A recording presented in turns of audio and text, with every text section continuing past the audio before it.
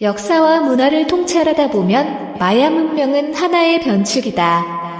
사료를 살펴보면 최초의 마야는 1500여 년 전 오늘날의 멕시코 유카탄 반도와 과테말라, 온두라스와 벨리즈 일부에 해당하는 오지에 느닷없이 등장했다.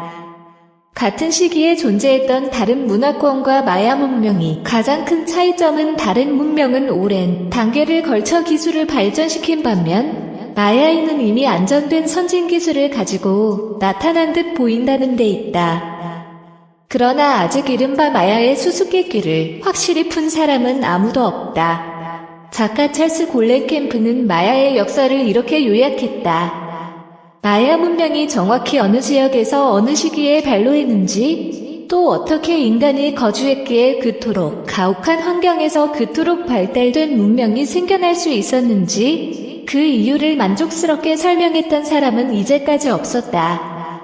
그는 마야 문명에 대한 우리의 지식이 얼마나 미약한지 상세히 설명하면서 지금까지 드러난 고고학의 신비 가운데 가장 곤혹스러운 주제인이 마야 문명이 자신들의 손으로 건설했던 위대한 도시를 AD 9세기의 어느 날 호련히 버리고 사라진 이유 역시 여전히 오리무중이라고 평한다. 그러나 과학자들이 입을 모아 동의하는 것은 그들이 남긴 유산이 너무나도 경이롭다는 것, 특히 가장 정교한 것으로 손꼽히는 것은 바로 그들의 우주의 주기와 시간에 관한 탁월한 계산 능력이다. 그리고 그 화려한 유산이 바로 마야력이다. 역사상 마야력은 우주시간을 추적할 수 있는 가장 정교한 측정 툴로 알려져 있다. 달의 피라미드에서 내려다본 달의 광장과 왼쪽에 태양의 피라미드 마이클 D. 코등 전문가의 분석에 따르면 마야력은 무려 25세기 이상 단 하루도 들리지 않을 정도로 정교하게 지구시간과 우주시간을 카운트하고 있다. 이미 인류에게 친숙한 태양력과 음력에 뛰어넘어서 마야력은 이 태양계 행성의 움직임보다도 더 거대한 무언가에 의해 계산된 것으로 보인다. 은하력이라고도 불리는 이 마야력은 현재 거의 대부분의 인류가 사용하는 태양력, 즉 365일 기준의 1년이 아니라 260일 셈법을 따른다. 태양력 주기와는 52년마다 만난다. 이 52년의 주기를 대주기라 부르는데 역사상 최근의 대주기는 이집트 최초의 상형 문자가 출현한 BC 3114년 8월에 시작되어 2021년에 막을 내린다. 마야력이 가리키는 마지막 날, 무슨 일이 벌어질까 여전히 의견이 분분하다. 그러나 놀랍게도 사회적, 지구적 차원의 징후들은 심상치 않은 패턴으로 그 2021년을 향해 달려가고 있다.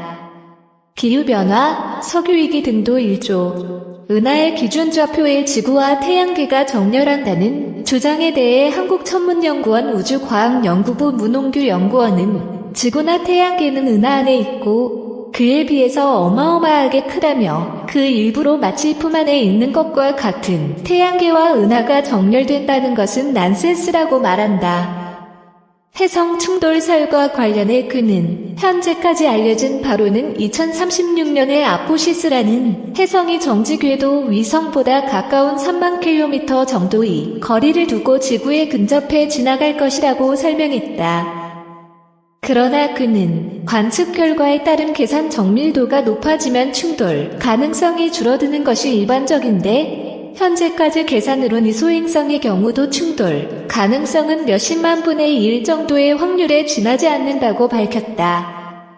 극지점 이동의 경우 가능성이 없는 것은 아니지만 구체적 연대가 예를 들어 2021년이라고 찍어 말할 수 없다는 것이 과학계의 일반적 시각이다. 2021년, 게다가 특정 년어리를 특정하여 사회변화 기점을 구성하는 것은 타당한 논리일까?